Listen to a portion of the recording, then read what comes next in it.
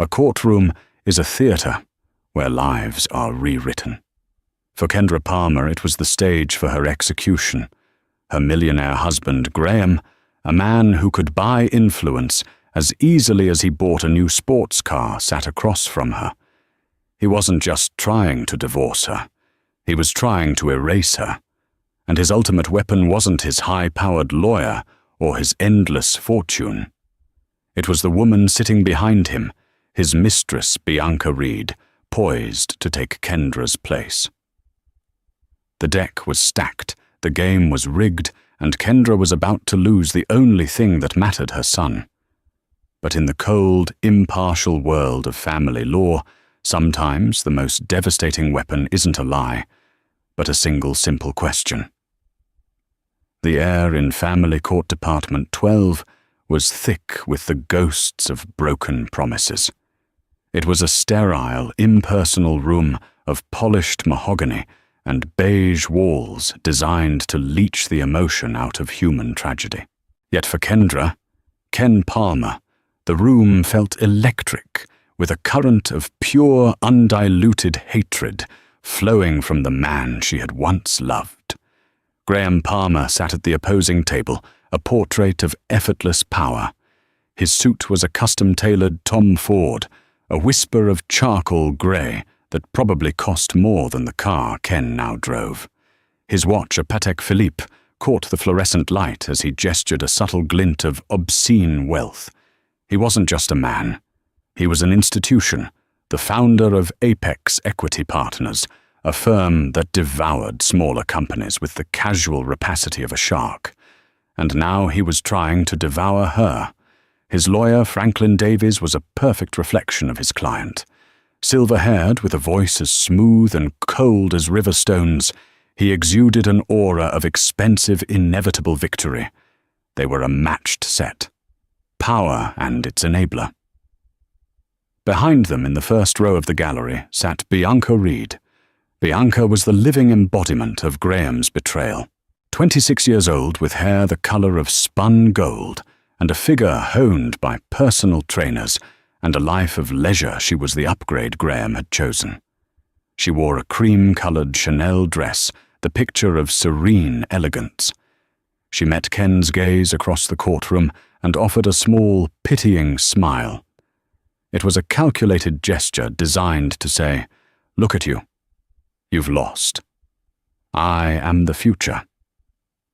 Ken felt a tremor run through her hands and clasped them tightly in her lap to still them. Her own attire felt like a costume of defeat, a simple navy blue dress, the best thing she owned that wasn't paid for by Graham's blood money and shoes she'd bought on sale years ago.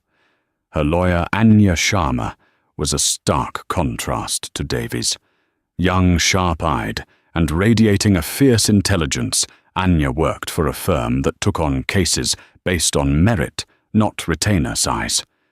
She was Ken's only shield against the storm Graham was about to unleash. "All rise," the bailiff called out. Judge Helen Carmichael entered the room. She was a woman in her late 50s, with a stern, impassive face framed by short, sensible grey hair. She had a reputation for being meticulous fair and utterly immune to the theatrics of high-powered lawyers. Ken clung to that reputation like a life raft. Mr. Davies, the judge, said, her voice devoid of warmth. "You may begin." Davies rose, a symphony of controlled movement. "Thank you, Your Honor. We are here today to determine the sole legal and physical custody of one Leo Palmer, age 7. While a painful and difficult process, the evidence will unequivocally show that the best interests of the child, the North Star of this court, are served by granting custody to my client, Mr. Graham Palmer." He paced slowly, his voice a mesmerizing cadence. "The evidence will show a pattern of instability, emotional volatility, and neglect on the part of the mother, Ms. Kendra Palmer. A woman who, since the unfortunate but necessary dissolution of this marriage began, has created a chaotic and unhealthy environment for her son." Ken flinched as if struck. Unfortunate but necessary. He made it sound like a corporate merger gone wrong, not a man shattering his family for a younger model. We will present evidence of Miss Palmer's erratic behavior. Davies continued, his voice dripping with faux sympathy. Her screaming fits her unpredictable moods. We will show that Mr. Palmer, on the other hand, can offer young Leo something his mother cannot: stability, a world-class education, a secure, structured home, a life free from the emotional turmoil that has sadly defined his mother's recent conduct. It was a masterpiece of narrative construction. He was taking Ken's raw, justifiable pain, the agony of discovering Graham's year-long affair, the screaming arguments when she found receipts for hotels in Paris and diamond bracelets she'd never received, and twisting it into a character flaw, a diagnosis of unfitness. Anya placed a calming hand on Ken's arm. "Breathe," she whispered. "This is what they do. They build a monster. We just have to tear it down." Davies gestured towards Bianca. "Furthermore, Mr. Palmer is now in a stable, loving relationship with Ms. Bianca Reed, a woman of impeccable character, who is ready and eager to provide a nurturing and supportive presence in Leo's life. A presence, we will argue, that has been sorely lacking. The audacity was breathtaking. He was presenting the adulteress as a maternal upgrade." Ken looked at Bianca again, who now wore an expression of solemn concern, as if she truly believed the lies being spun on her behalf. Ken's mind reeled back to the day her world imploded. It wasn't a dramatic confrontation. It was a quiet Tuesday. Graham was on a business trip to Geneva. Leo was at school. Ken was sorting through the laundry when Graham's gym bag fell from the top of the closet. A small velvet box tumbled out. Her heart had leaped for a foolish second, thinking it was a surprise for her. Inside was a delicate platinum necklace with a diamond bee. Her blood had run cold. A quick, frantic search of his study computer, a password she knew from years of shared life, Leomyson 18, and there it was. An entire universe of deceit. Emails, travel itineraries for 2 photos of Graham and Bianca on a yacht in Santorini, laughing, kissing, living a life he had kept hidden from her. The confrontation that followed was not a screaming fit. It was the primal roar of a woman whose life had been a lie. He hadn't denied it. He'd been almost bored by her discovery. "Don't be so dramatic, Kendra," he'd said, adjusting his tie. "These things happen. We just grew apart. I was going to tell you. That was Graham. He didn't just cheat. He gaslit. He didn't just lie. He rewrote history. Now, in this cold courtroom, he was doing it again. But this time, the prize wasn't just his freedom. It was her son." "We will hear testimony from Mr. Palmer," Davies concluded, turning to face the judge. "From Ms. Reed. And we will see, Your Honor, that the choice is not just clear. It is imperative. For the sake of the child." He sat down. The silence in the room was heavy. Ken felt the weight of a dozen pairs of eyes on her, judging her, dissecting the caricature Davies had just painted. The unstable wife, the hysterical mother, the woman who was about to lose everything. Anya stood. Her voice was a stark contrast to Davies's clear, direct and without flourish. "Your Honor," she said, "what Mr. Davies calls instability, we call a mother's heartbreak. What he calls emotional turmoil, we call a natural reaction to profound betrayal.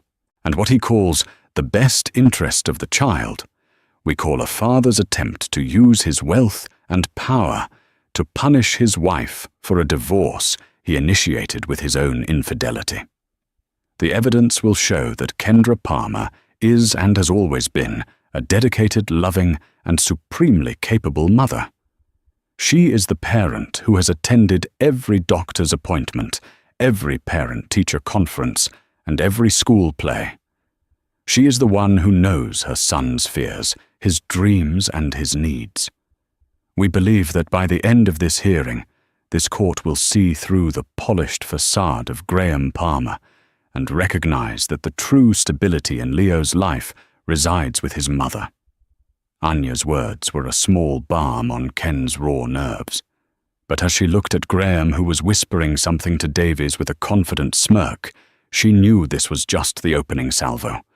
The real battle was about to begin, and Graham had come armed for total war. The petitioner calls Mr. Graham Palmer to the stand. Graham rose and walked to the witness box with the unhurried gait of a man who owned every room he entered. He was sworn in his hand on the Bible, a profane mockery in Ken's eyes. He settled into the chair, adjusted his microphone, and gave Judge Carmichael a deferential, charming smile. It was the same smile he'd used to charm her parents, to win over business rivals, to lull her into a false sense of security for 12 years.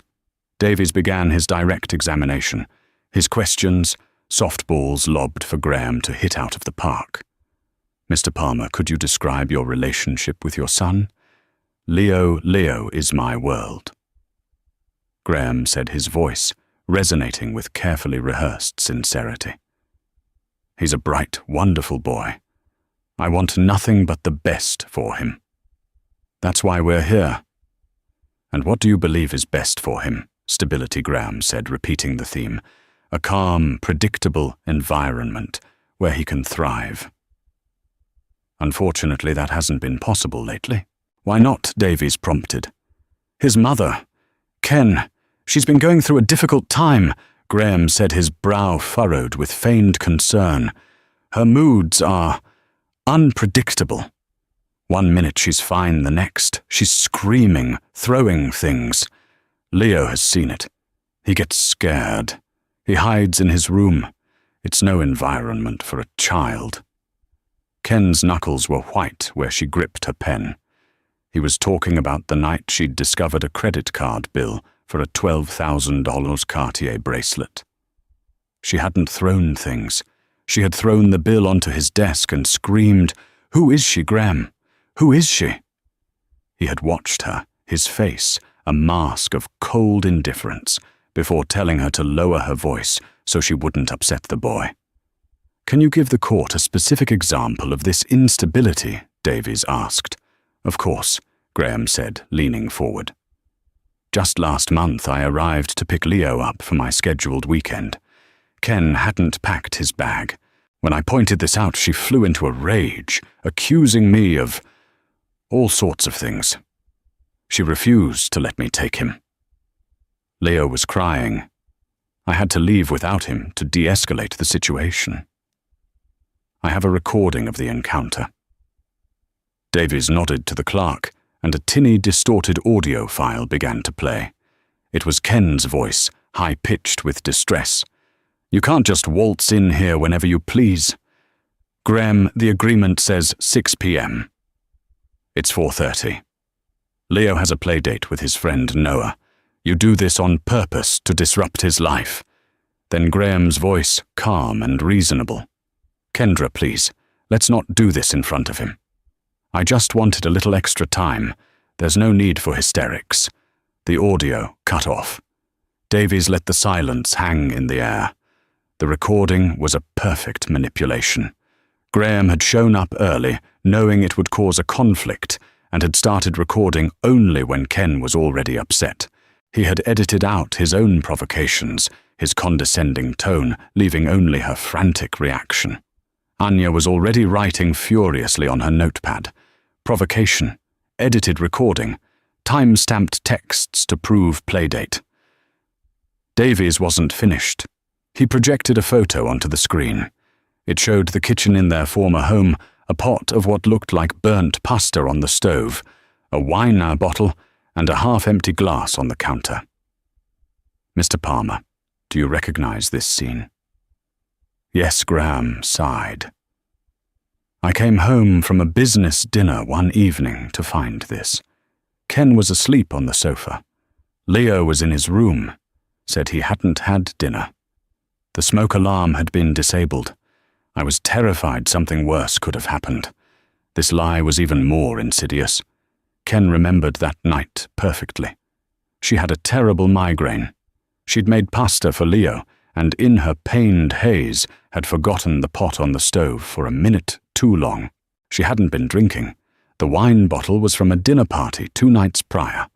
She'd taken her migraine medication and had lain down on the sofa for a moment while Leo watched a cartoon. Graham had come home, taken that photo without waking her, and thrown the food away, ordering pizza for Leo, as if he were the savior. He had weaponized her illness. And this alleged neglect extends to Leo's health as well, doesn't it? Davies pressed on. Tragically, yes, Graham said, shaking his head. This was it. The attack Ken had dreaded most.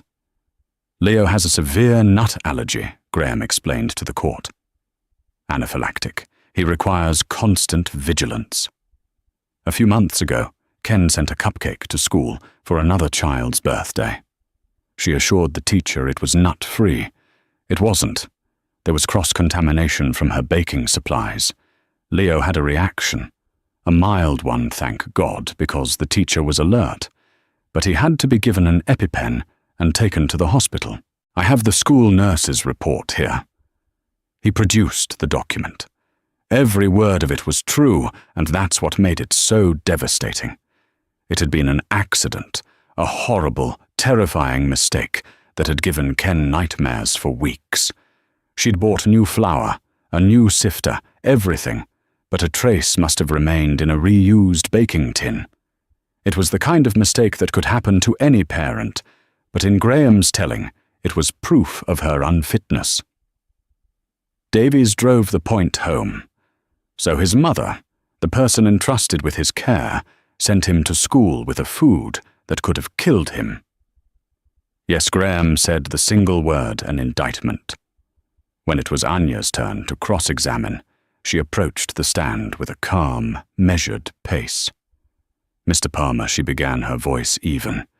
You testified that you wished to provide Leo with stability. Is that correct? Absolutely. Is it stable for a child to have his father carry on a year-long affair behind his mother's back? Davies shot to his feet. Objection. Relevance. It speaks directly to the witness's character and his definition of stability. Your Honor, Anya countered. I'll allow it. Briefly, Judge Carmichael said, her eyes fixed on Graham. Graham's charming facade tightened. My personal life has no bearing on my ability to be a father. So the lies, the deception, the eventual destruction of your family home, you don't see that as a form of instability for your son, Anya pressed. My relationship with Kendra had been over for years. I stayed for Leo, Graham said, falling back on the classic cliché. The most stable thing I can do for him now is remove him from his mother's chaotic influence. Anya shifted gears. Let's talk about Leo's allergy. You presented the cupcake incident as evidence of neglect. It was, Graham stated flatly. Mr. Palmer, in the 7 years of Leo's life, how many allergic reactions has he had? I don't know the exact number. The number is 3, Mr. Palmer, Anya said, pulling out a file. The cupcake incident, 1 incident at a restaurant when he was 4, and 1 at a friend's birthday party when he was 5. Is that correct? That sounds about right. And who was with Leo on all 3 of those occasions? Who administered the EpiPen? Who rode in the ambulance with him? Who sat by his hospital bed? Graham was silent. He shifted in his seat. Was it you, Mr. Palmer? Anya's voice was like ice. Were you at that restaurant, or were you on a golf trip to Pebble Beach? Were you at that birthday party? Or were you at a board meeting in New York? I have a demanding career. Graham snapped his composure, cracking. I provide for my family. Ken handled the day-to-day. Precisely, Anya said, turning to the judge. She handled the day-to-day. She handled the terrifying moments and the mundane ones. She made one mistake which she is haunted by in 7 years of diligent care. You, Mr. Palmer, were simply absent. She let that word hang in the air before continuing. You testified that you disabled a smoke alarm. Is it not true, Mr. Palmer, that you yourself disabled it weeks prior because it kept going off when you seared steaks and you never fixed it? Graham's face flushed. I don't recall. And the audio recording of your confrontation with Ms. Palmer, your phone records show that you placed a call to Mr. Davies exactly 3 minutes before you began that recording. Were you perhaps receiving instructions on how to provoke your wife and capture her reaction for this hearing? Objection, Davies yelled. Sustained, the judge said, but she made a note on her pad. The point had been made. Graham Palmer, the master manipulator, was being unmasked layer by layer, but Ken knew this was far from over. He had one more card to play, a beautiful blonde and utterly damning card. No further questions for this witness, Anya said. As Graham stepped down, he shot Ken a look of pure venom. It was a promise. The real attack was yet to come. The courtroom's atmosphere shifted when Franklin Davies called his next witness. The air grew heavier, charged with a different kind of tension, not just legal, but deeply, woundingly personal. The petitioner calls Ms. Bianca Reed to the stand. Bianca rose from her seat in the gallery. Every eye was on her. She moved with a liquid grace, her cream-colored dress flowing around her. She was acutely aware of her role in this drama, and she played it to perfection. She avoided looking at Ken, instead focusing on the witness box as if it were a sacred space. As she took the oath, her voice was soft but clear, a gentle melody in the harsh, discordant opera of the courtroom. Ken felt a wave of nausea. This was the woman who had slept in her bed, who had used her shower, who had laughed with her husband in the home she had built.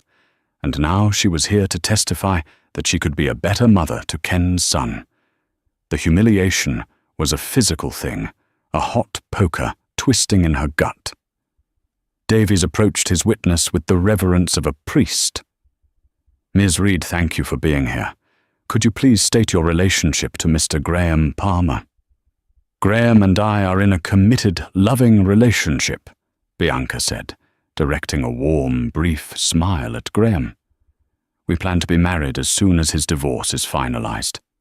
The words were a calculated stab at Ken, a public declaration of her replacement.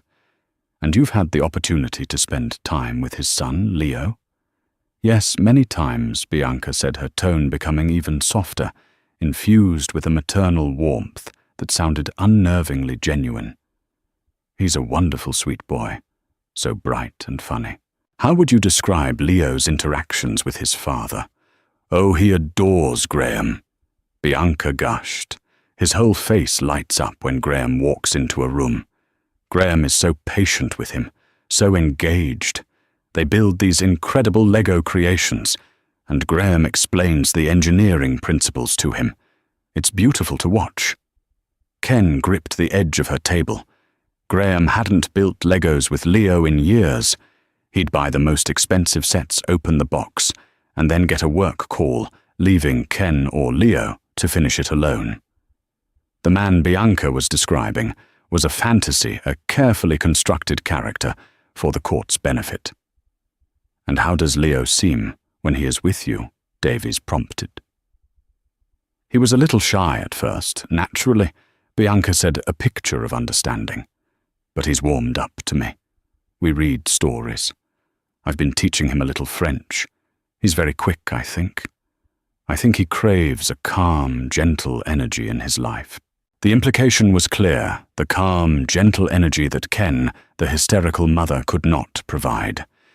Ms. Reed, Mr. Palmer has testified that should he be granted custody, you would be taking on a significant caregiving role. Are you prepared for that responsibility?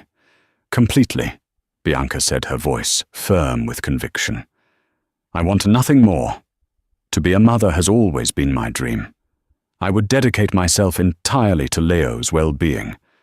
We would have a home filled with peace, creativity, and learning.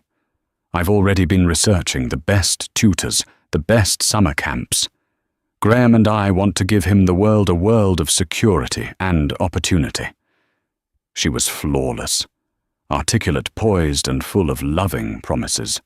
To an outsider, to Judge Carmichael, she must have sounded like the ideal stepmother.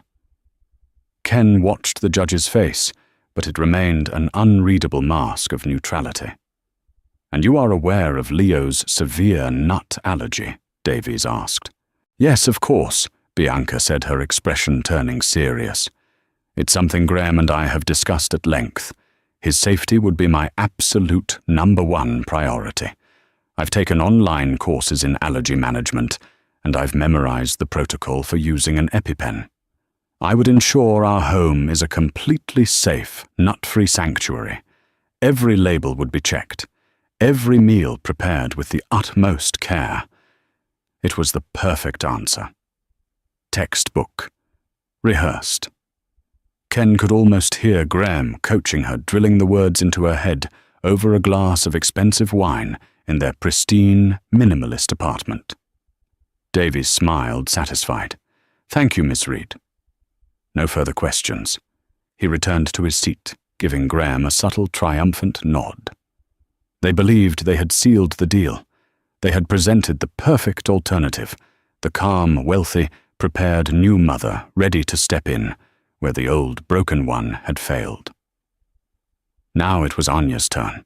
She rose, her file in her hand, and approached the witness box.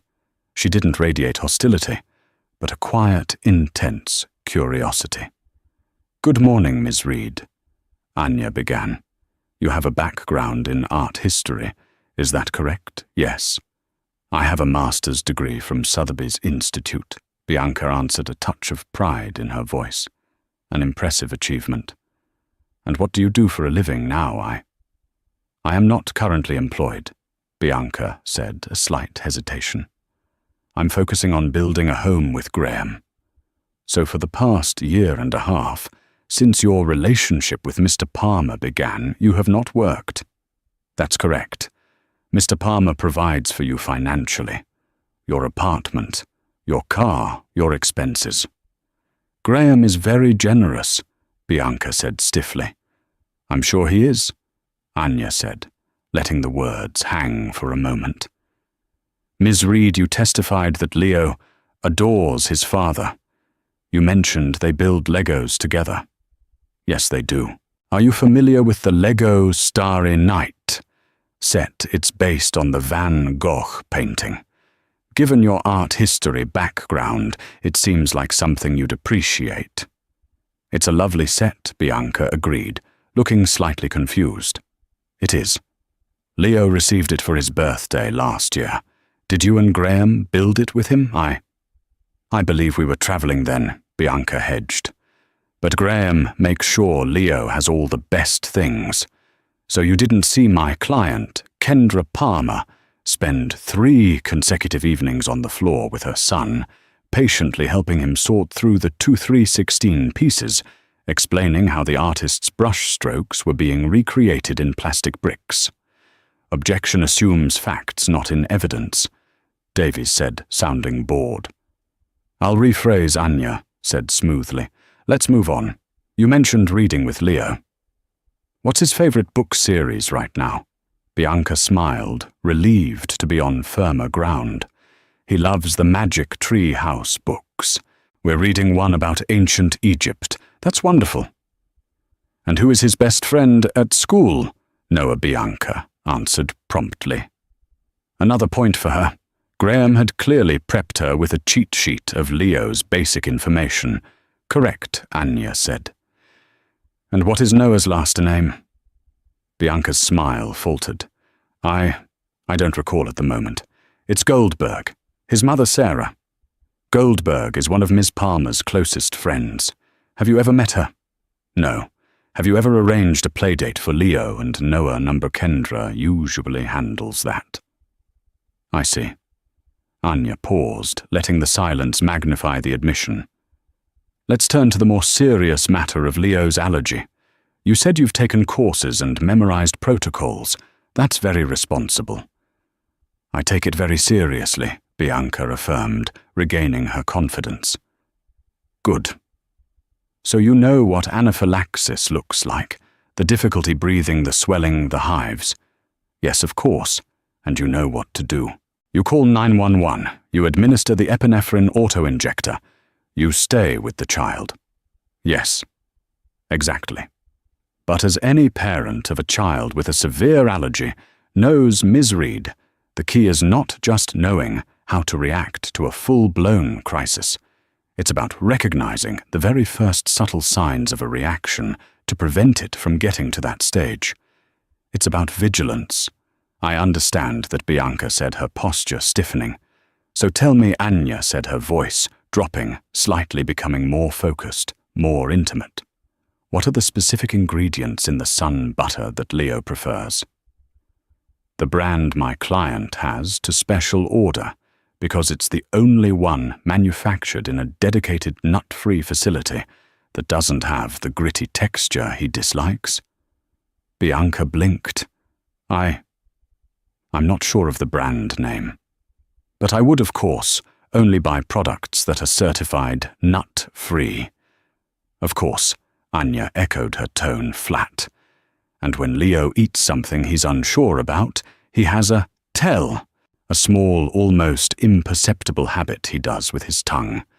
A little tick.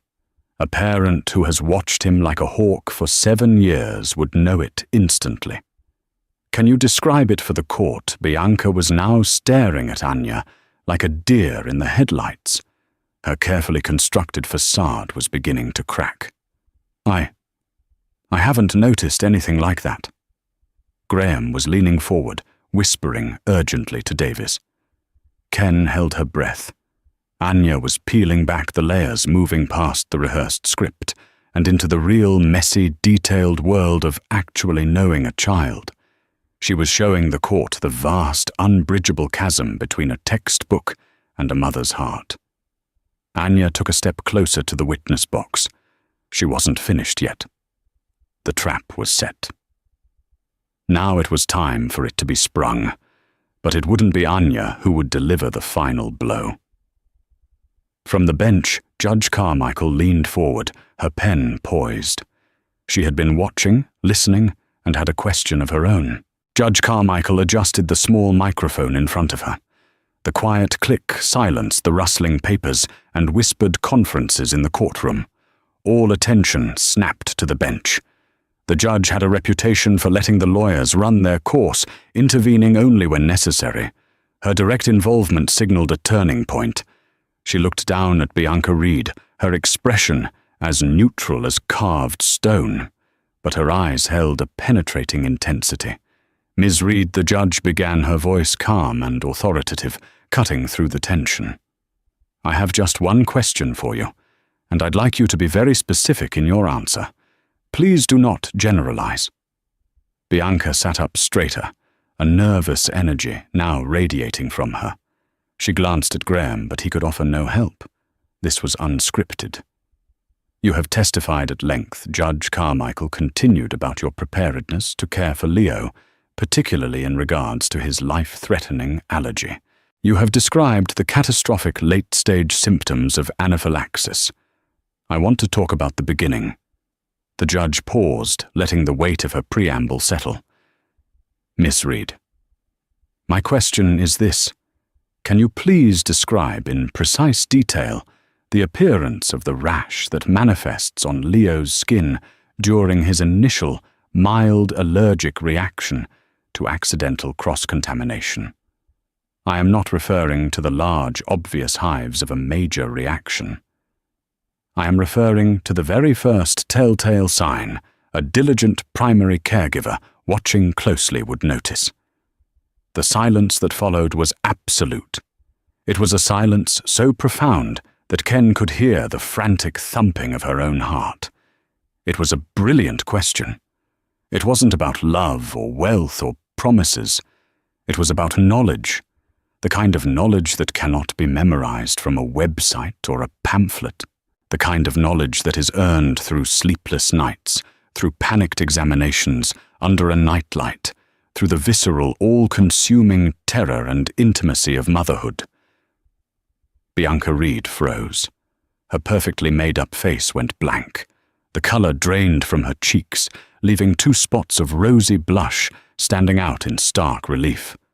Her mind was clearly racing, searching the carefully curated files of information Graham had supplied her. The cheat sheet didn't cover this. "Well, Your Honor," she began, her voice a little too high, a little too thin. "It would be a rash. Redness on the skin, perhaps some small bumps, like hives. Be more specific." "Ms. Reed," the judge pressed her voice, unyielding. "Where does it typically first appear? What is the texture? The color? The pattern?" Bianca's eyes darted around the room, a caged animal looking for an escape. I would assume around his mouth if he'd eaten something. And it would be red and blotchy. It was a guess, a good guess, but a guess nonetheless. It was the generic textbook answer of a stranger. Judge Carmichael held her gaze for a long moment, then made a note on her legal pad. Without looking up, she said, "Thank you, Ms. Reed. You may remain there." She then shifted her gaze across the courtroom, her eyes landing on Ken. "Ms. Palmer, I will ask you the same question. Please describe the rash." Anya gave Ken's hand a gentle squeeze under the table. Ken took a deep, shuddering breath. This was her territory. This was the landscape of her deepest fears and her fiercest love. She didn't need to think. She just needed to remember. She stood up, her voice, trembling at first, but gaining strength with every word. "Your Honor." She began making eye contact with the judge. "The first sign isn't on his skin. The first sign is that he swallows twice hard. Then he touches his tongue to the roof of his mouth, a little habit he has when he feels that first tingle." She saw from the corner of her eye Graham's head snap towards her. He'd never noticed that. Then the rash begins. Ken continued, her voice now clear and steady, the memory vivid and terrifying. "It's not red, not at first. It's a series of very small, pale bumps, almost white. They look like tiny scattered grains of sand under his skin, and it doesn't start around his mouth. For Leo, it always starts in one specific place, the soft skin of his left temple, right where his hair begins." She pointed to her own temple. "It appears there first, a small patch no bigger than a dime.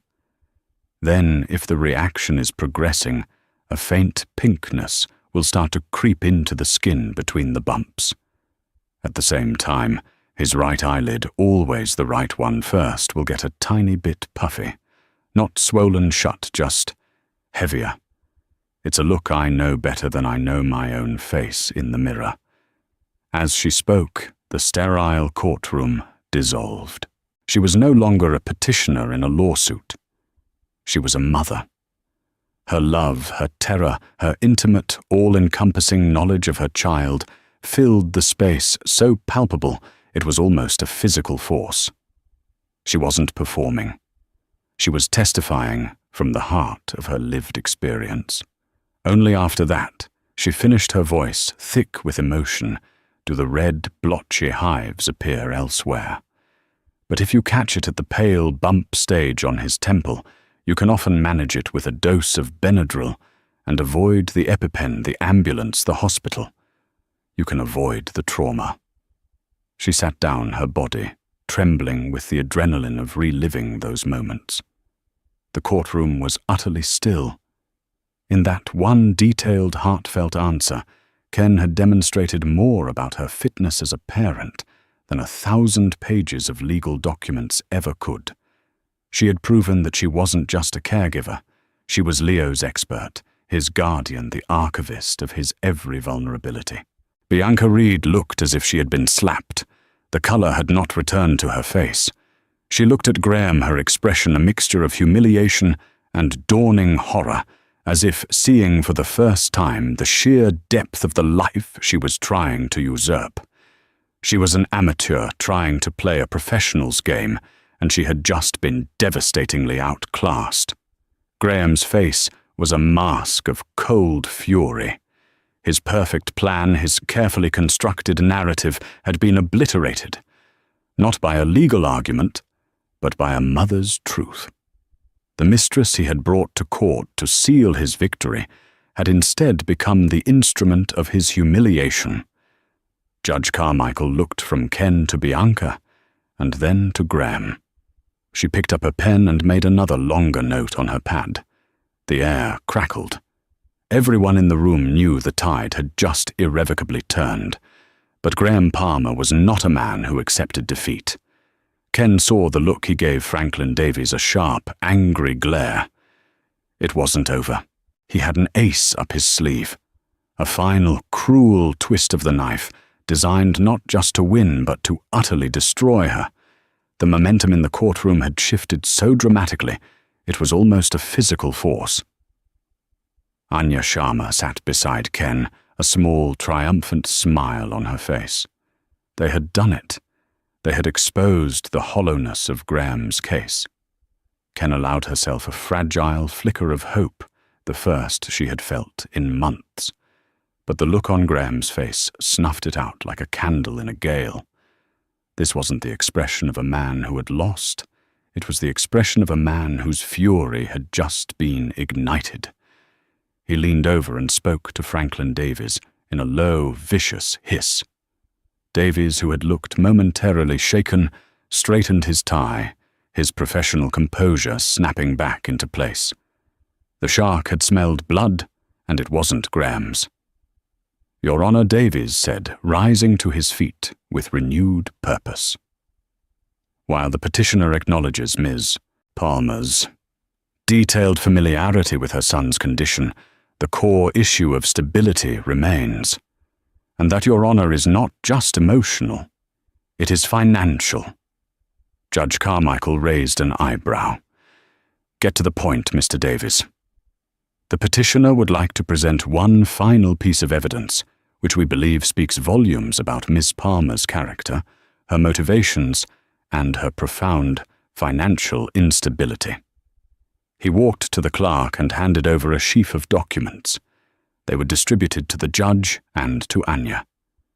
Ken watched a cold dread creeping up her spine. What now? What other part of her life had Graham twisted into a weapon?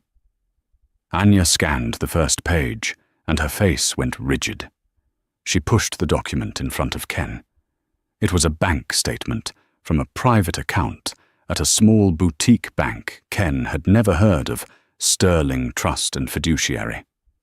The account was in her name, Kendra Marie Palmer, and according to the statement 2 months ago, just 1 week before she was served with divorce papers, a wire transfer for $250,000 had been moved into it from her and Graham's joint marital account. As the court can see, Davies announced, his voice booming with righteous indignation, "This is a statement for a secret bank account opened by Ms. Palmer. On May 17th of this year, she transferred $250,000 from the couple's joint funds into this private account. This was an act of deliberate, calculated financial deception. She was planning to leave, and she was looting the marital assets on her way out the door." The courtroom erupted in murmurs. Ken stared at the paper, her mind reeling. It was impossible. She hadn't done this. She wouldn't even know how. "This document is a forgery," Ken whispered, horrified. "It is a certified bank record, Your Honor," Davies said coolly. "We have also submitted the transfer authorization form." A copy was passed to them. There at the bottom of the form was her signature, or what looked exactly like her signature. It was perfect. "This is the action of a gold digger, not a victim," Davies pressed on his voice, dripping with contempt. "She portrays herself as a wronged wife, but the evidence shows she is a manipulative and untrustworthy individual." How can she be trusted with the well-being of a child when she engages in such blatant fraud? She is financially reckless and morally bankrupt. Granting her custody would be rewarding this deception. Ken felt the floor drop out from under her. This was Graham's checkmate. He had anticipated losing on the emotional front, so he had created an escape hatch, a lie so profound and well documented that it was impossible to refute. He was painting her not just as an unstable mother, but as a criminal. Ms. Sharma Judge Carmichael's voice was stern. This was a serious allegation, and the evidence looked damning. Your Honor, my client denies this completely. Anya said her mind, clearly working a mile a minute. She had no knowledge of this account or this transfer. We ask for a brief recess to confer. Granted. 15 minutes, the judge said, her gaze lingering on Ken with a new, unwelcome glint of suspicion. As soon as they were in the hallway, Ken's composure shattered. Anya, I swear to you, I didn't do this. I don't know where that money is. I've never even heard of that bank. I believe you, Ken. Anya said, her voice a calm anchor in Ken's storm of panic. But they have a signature. Think. Did you sign anything for Graham around that time? Any documents at all? Ken paced the sterile hallway, her hands pressed to her temples. Her mind was a blur of betrayal and fear. He was always making me sign things. Investment papers, tax forms. He'd just put a stack in front of me and say, sign here, here, and here. He'd be on his phone, impatient. I trusted him. Oh God, I was so stupid. She stopped dead. A memory surfaced hazy at first, then sharpening into painful focus. It was late one evening in May. Graham had come home late, smelling of a perfume that wasn't hers. He'd been curt and dismissive. Before going to his study, he'd dropped a leather-bound folder on the kitchen island.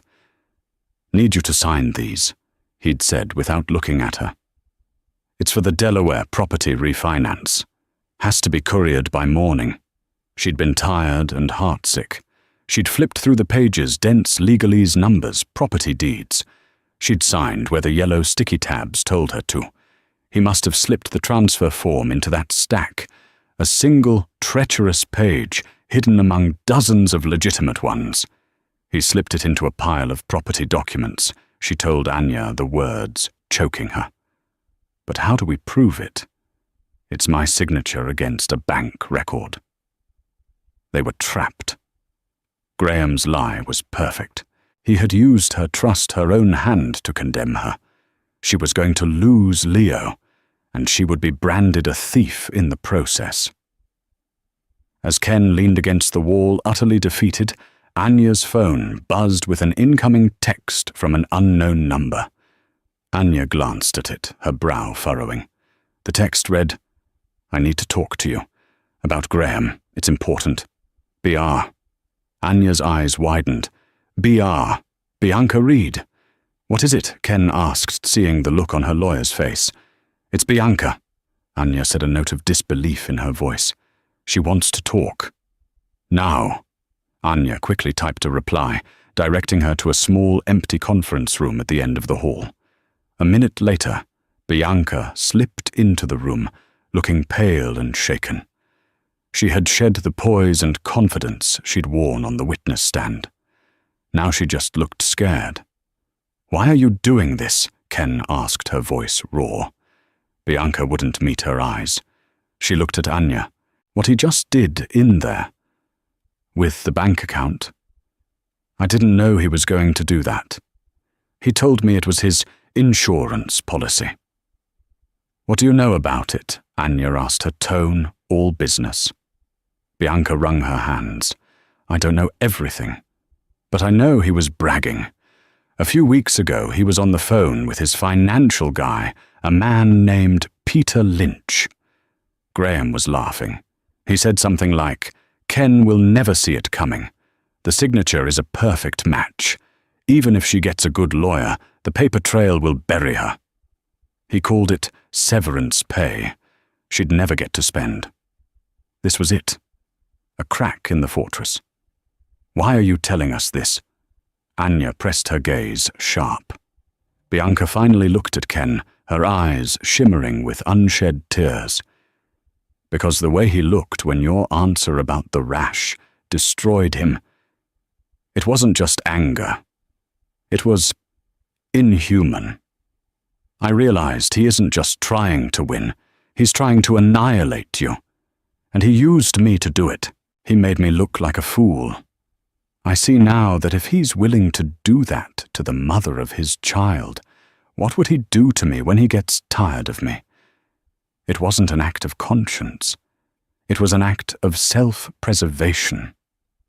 Bianca Reed had finally realized she wasn't Graham's partner. She was just his next victim. That phone call with Peter Lynch. Anya said, her voice urgent. Do you remember when it was a date? A time Bianca thought for a moment. Yes.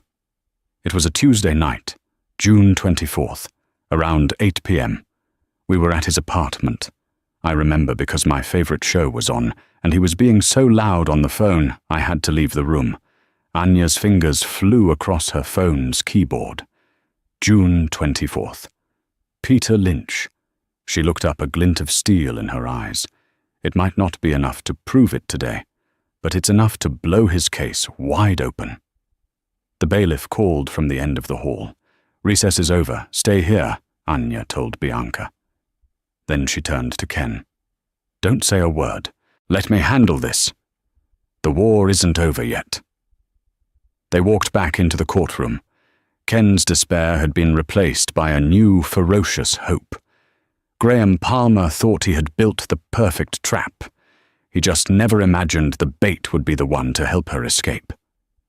The courtroom hummed with an expectant hush as they resumed their seats.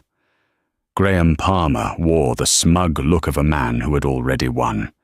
He believed the fraudulent bank statement was his checkmate. Ms. Sharma, Judge Carmichael's voice was stern. Does your client have any response to this evidence? Anya Sharma rose, her posture radiating a new, sharp confidence. Yes, Your Honor. My client maintains that her signature was obtained by fraud, and we now have reason to believe we know how to prove it. Davies scoffed. Your Honor, this is a desperate, baseless accusation. On the contrary, Anya said, her voice ringing with clarity. We move to immediately subpoena the phone records of Mr. Graham Palmer and his associate Mr. Peter Lynch, specifically for the evening of June 24th. Graham's smirk vanished. He shot a panicked, furious look toward the gallery, where Bianca's seat now sat empty. He understood instantly. He'd been betrayed. Davies scrambled to his feet. Objection. This is a fishing expedition. It's irrelevant and highly prejudicial, the basis, Your Honor. Anya countered, her voice, cutting through the room, is a good faith belief that those records will contain evidence of a conversation in which Mr. Palmer and Mr. Lynch discussed the plan to fabricate the very documents just presented to this court, a plan Mr. Palmer allegedly referred to as his insurance policy against my client. The courtroom was stunned into silence. It was a direct accusation of conspiracy and perjury. Judge Carmichael stared down at Graham, her gaze cold and piercing. The pieces were clicking into place, the arrogant testimony, the hollow mistress, and now a fraud designed as a knockout blow. Mr. Davies, the judge, said, her voice dangerously quiet. Your client submitted a sworn declaration that all his financial disclosures were accurate. If Ms. Sharma's allegations are true, he has committed perjury and attempted to defraud this court. The request is highly relevant. Motion granted. The gavel came down with a sharp crack that echoed like a gunshot. It was the sound of Graham Palmer's world breaking apart. The bluff had been called. Davies, seeing the ruin before them, turned to the bench, his voice strained. Your Honor, may we request a meeting in chambers? A very wise request, Judge Carmichael said. The meeting was not a negotiation. It was a surrender. Faced with the certainty of incriminating phone records and the testimony of a scorned mistress, Graham's case had evaporated. An hour later, they returned to the courtroom. Judge Carmichael took her seat, her face a thundercloud. A settlement has been reached. Mr. Palmer has withdrawn his petition for sole custody. She paused and looked directly at Graham, who sat rigidly staring at nothing. "Let me be clear," the judge said, her voice resonating with cold fury. "This court is appalled by the petitioner's conduct. He attempted to manipulate the legal system to slander the mother of his child, and to win through fraud what he could not win on merit. He has treated his son as nothing more than a prize to be won." She then turned her gaze to Ken, a flicker of sympathy in her eyes. "The court grants Ms. Kendra Palmer sole legal and physical custody of Leo Palmer. Mr. Palmer will be granted supervised visitation contingent upon his completion of court-mandated anger management and parenting courses. The family home will be signed over to Ms. Palmer. A significant alimony and child support settlement has also been reached. It was a total unconditional victory." Tears of pure relief streamed down Ken's face. Anya wrapped a supportive arm around her shoulders. Across the aisle, Graham Palmer sat alone, a shrunken figure in his expensive suit. The power and charm had been stripped away, leaving behind something small and defeated. He had tried to destroy her life, and had only succeeded in demolishing his own. As Ken and Anya walked out of the courtroom into the bright light of the afternoon, Ken knew she was finally free. She was a survivor. And she was and would always be Leo's mother, a title no man, no mistress, and no amount of money could ever take from her. The courtroom doors swung shut, not as an end, but as a beginning. Kendra's story is a powerful reminder that in the face of overwhelming power, wealth, and deception, the truth holds a unique and explosive force. It wasn't a clever legal trick that won the day. It was the undeniable, fiercely detailed truth of a mother's love. Graham Palmer learned that some things can't be bought, bullied, or faked. Integrity, character, and the sacred bond between a parent and child are not assets to be liquidated. This story shows that the system, for all its flaws, can sometimes deliver true justice. If Kendra's fight for her son moved you, please hit that like button to show your support. Share this video with someone who needs a reminder that courage can overcome corruption. And don't forget to subscribe to our channel for more real-life stories where truth and justice prevail against all odds. Your support helps us continue to bring these important narratives to light. Thank you for listening.